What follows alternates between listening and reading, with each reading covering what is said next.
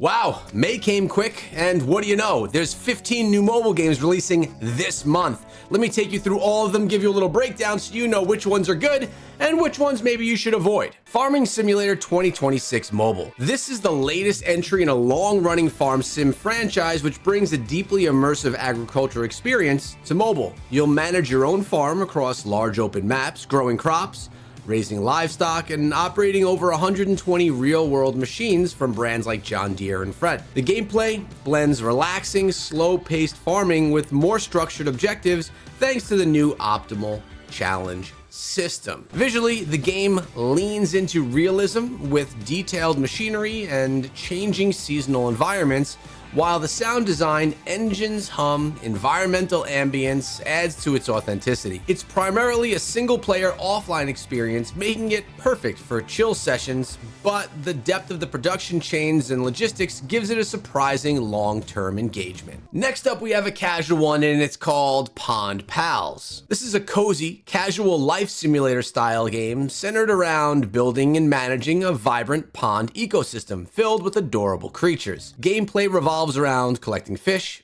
decorating your pond, and completing light progression tasks that keep things relaxing rather than stressful. The art style is soft, colorful, and heavily stylized with a wholesome aesthetic, while the sound design leans into calming nature sounds and gentle music. This is largely an offline-friendly experience, ideal for players looking for a low-pressure, feel-good game with charm as its main selling point. Now, I recently just put out a video talking about some of the best racing games. That was before Racing Master just launched, or, well, it's about to launch. Racing Master is one of the biggest mobile gaming racing releases this month, delivering a highly realistic driving experience with licensed cars and real-world tracks.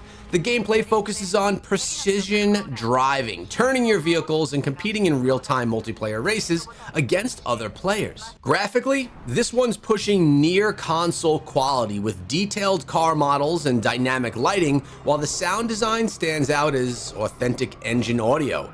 The gameplay is heavily online focused, making it competitive and social, with customization systems adding long-term replayability. So if you're someone that's a racing game enthusiast, I personally know that this is one that a lot of people have been looking forward to. Mini Shoot Adventures is up next, and it blends twin-stick shooter gameplay with exploration and light RPG elements. Players are going to navigate vibrant worlds, battling enemies while upgrading abilities and uncovering secrets across interconnected areas. Its art style is bright, minimalistic, and clean, paired with energetic sound effects and fast-paced music that match its action-heavy gameplay.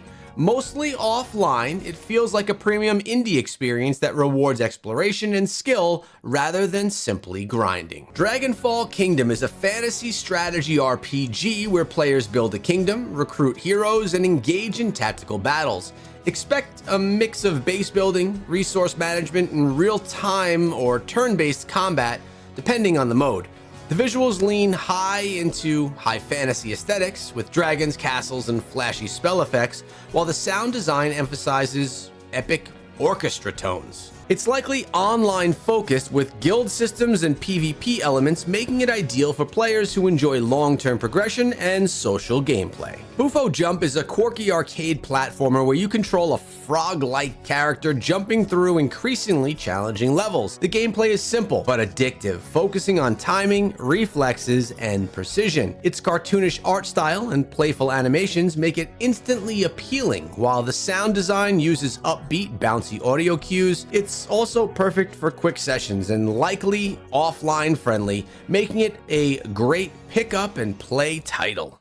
This one looks fun and kind of goofy at the same time. Well, now I have a different type of shooter for you, and this one is called Slime Rancher. Slime Rancher brings its beloved farming exploration gameplay to mobile, putting you in control of a ranch of an alien planet filled with quirky slimes. You collect them, feed them, and breed slimes while expanding your ranch and exploring new areas. The game features a colorful, whimsical art style and relaxing soundtrack, making it incredibly satisfying to play. It's primarily a single-player offline experience, and it's a mix of exploration, management, and charm, giving it a massive just one more run type energy. Like I said, it's a quirky style game, but it's also a lot of fun. Broken Spectre XR is something different. It's a narrative-driven horror experience designed for extended reality platforms. It's going to focus heavily on psychological storytelling, where exploration and environmental interaction drive the gameplay. The visuals are dark and atmospheric, with immersive sound design playing a huge role in building tension. This is more of a solo, story-focused experience rather than a multiplayer one, making it stand out for players looking for some intense and immersive style gameplay. Those of you that like the horror style games are gonna really enjoy this one. Alright, so I have another racing game for you, but honestly, I'm less excited about this one. This one's called Saudi Drift X Open World Car, and it delivers an open world driving experience centered around drifting culture. Players can explore large maps, customize vehicles, and perform highly skilled drift maneuvers across city streets and highways. The visuals focus on realism mixed with flashy effects during drifts, while the sound design emphasizes engine roars and tire screeches.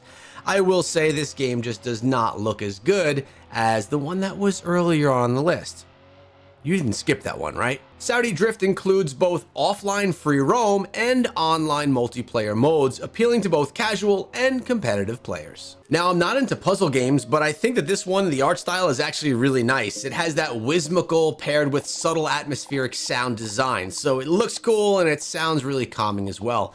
It's mostly an offline experience, perfect for players who enjoy thoughtful gameplay and creative challenges. Chaos World is an action-packed RPG, MMO-style experience featuring fast-paced combat, character progression, and large-scale battles.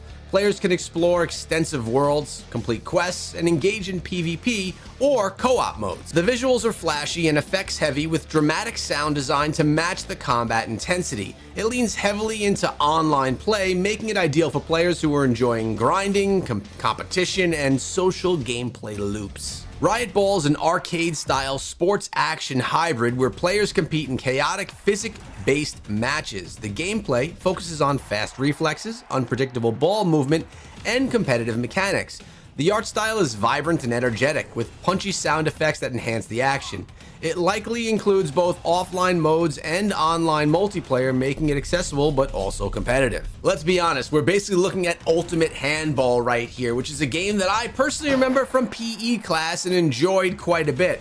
It looks like it's going to be a lot of fun, and I like most that this hasn't been done before.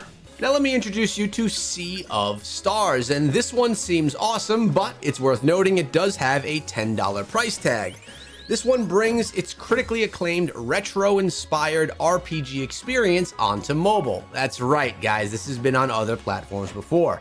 It features turn-based combat, exploration, and rich narrative with emotional storytelling.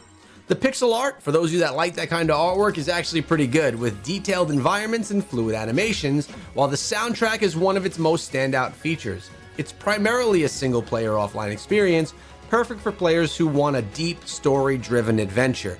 This one has proven itself on other platforms, so taking it here to mobile is just a win-win situation, if you're willing to cough up the 10 bucks. Ray08 is another premium title on the list today, this one with a $5.50 price tag.